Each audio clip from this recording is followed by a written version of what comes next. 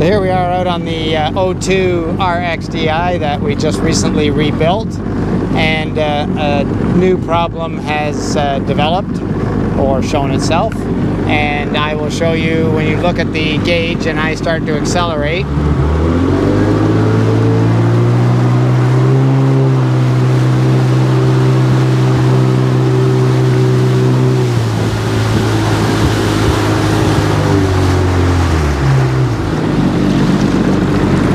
Then we wait a minute.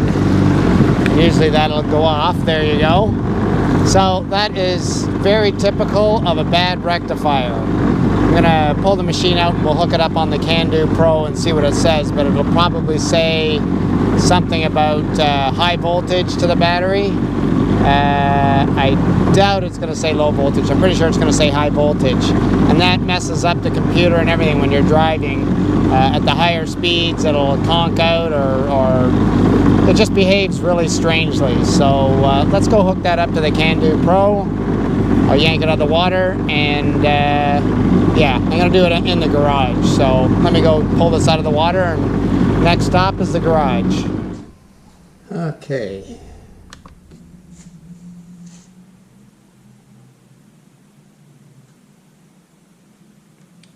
Looking for vehicle, put the tether on.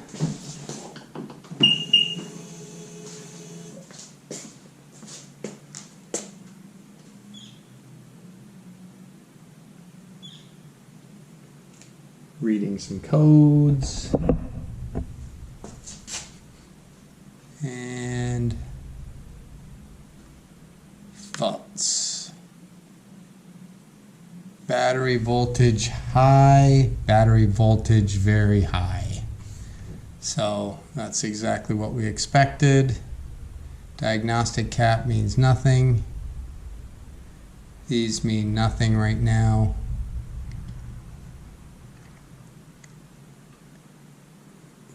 P05, what's that say? P0563.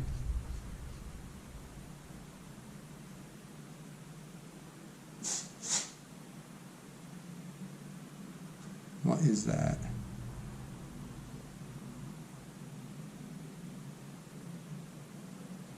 Oh, come on.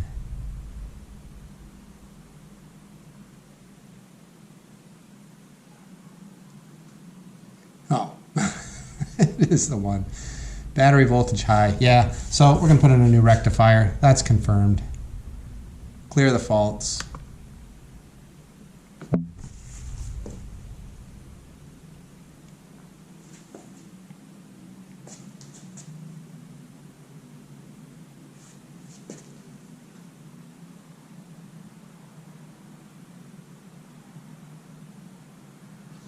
Okay, let's change the rectifier. Okay, so the rectifier is hidden in behind the computer. So first thing we're going to do is undo the 2 bolts.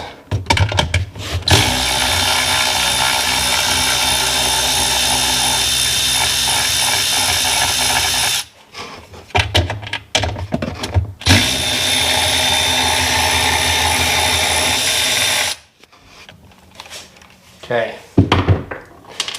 Pull the computer forward, maybe. Drop the washers so that they fall under the gas tank.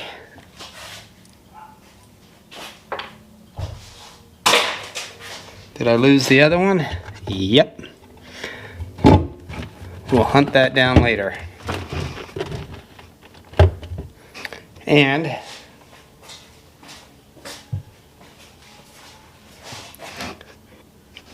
I'll show you. There's the rectifier there. So I got to reach in behind, unscrew it, bring it forward. So let's do that.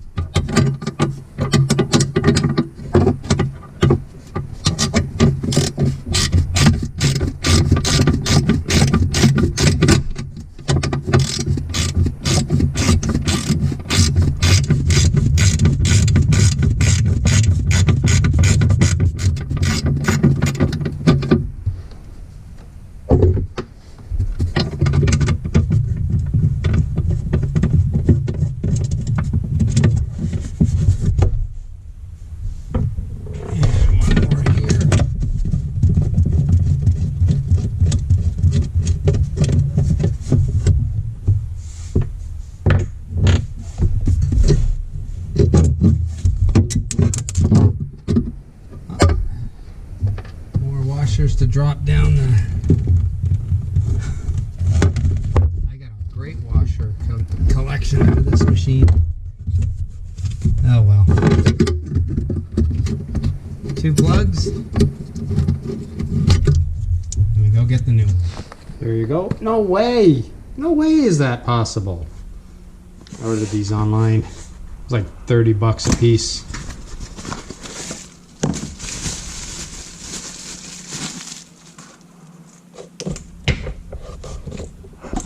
Good knockoff. Really crappy paint job. Anyway, they work. I like them. Let's put that back in.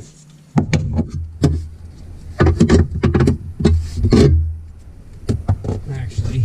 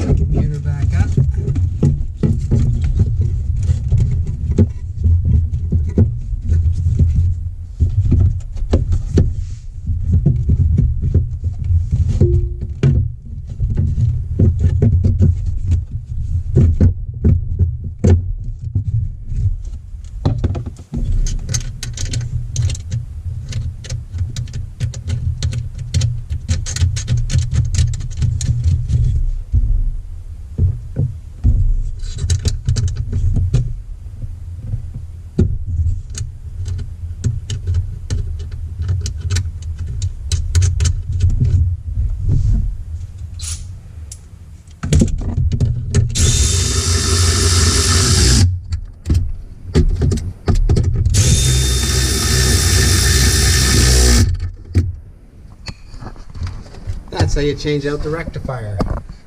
Can't even show you anything in there. Maybe. I don't know if you see anything back there. That's where it sits.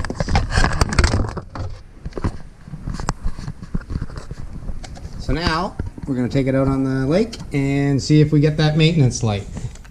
I think that before I put this back in the water and go through all the trouble and discover that there's more issues, we should test the rectifier to see if it's actually doing what it's supposed to do.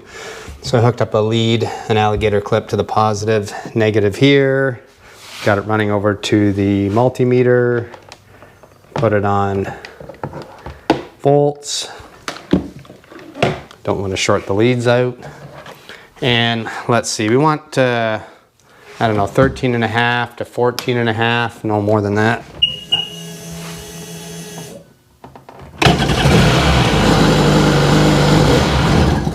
Whoops.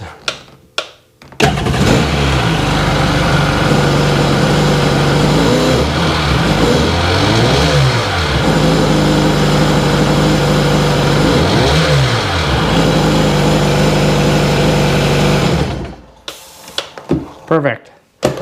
All right, so now I feel comfortable putting it back in the water. So let's do that and take it for a test drive. Just about to put the bucket back in, and I just discovered this. So this guy put a new top end in 2017 at 204 hours. So I just put this in for us, 230 hours. We got 26 hours out of a top end job. So obviously the bearings and everything were at their end. So there you go. Exciting.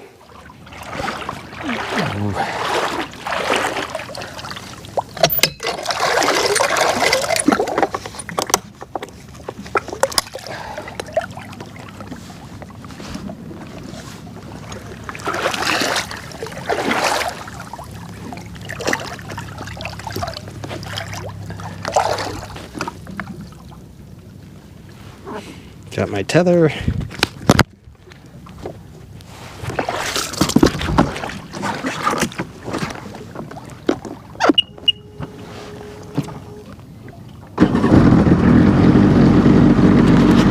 And she's running.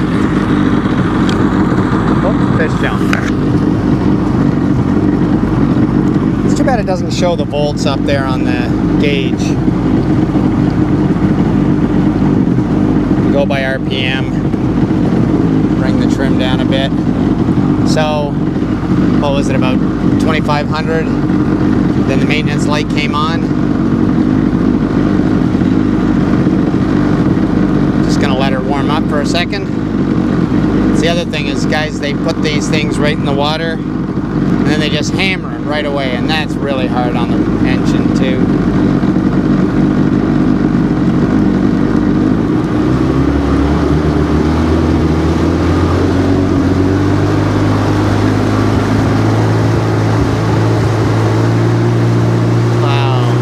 Maintenance light.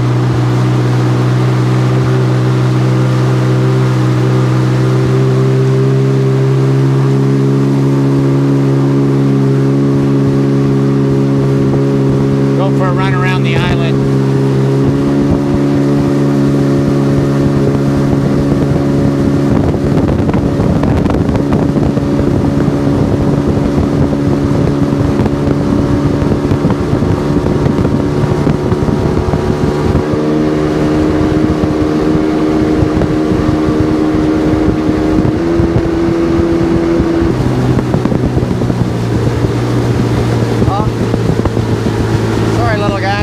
Oh, look at them go.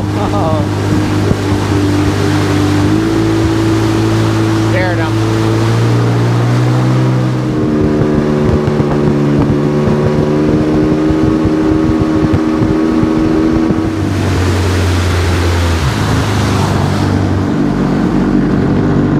Perfect.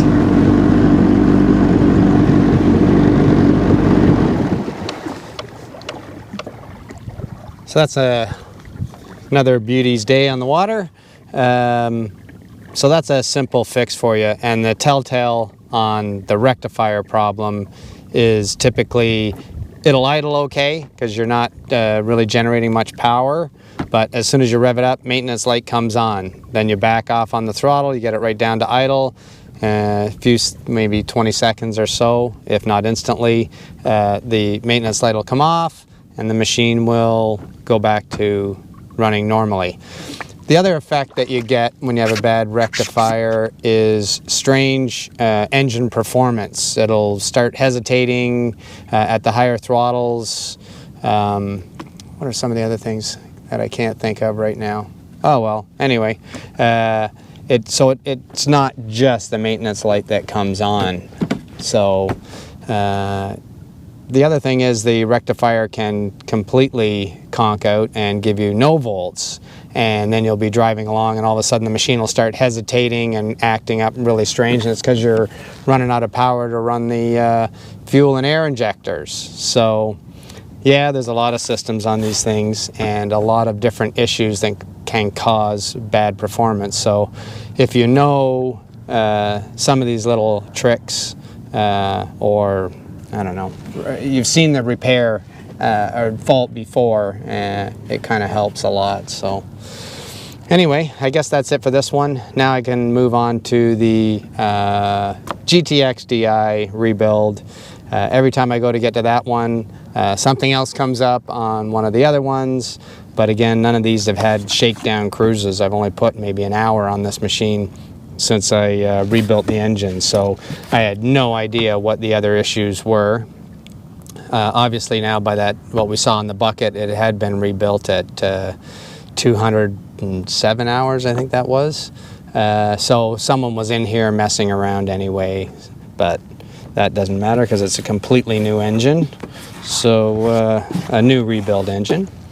So I guess that's it. So really appreciate you guys watching, and we'll see you in the next one.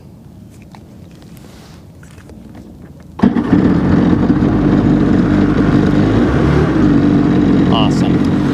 Let's just trim this thing up, see what she does.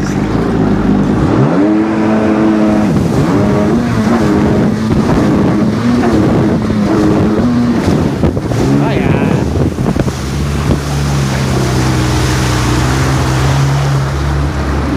Idle, bring the trim down, bring the trim up.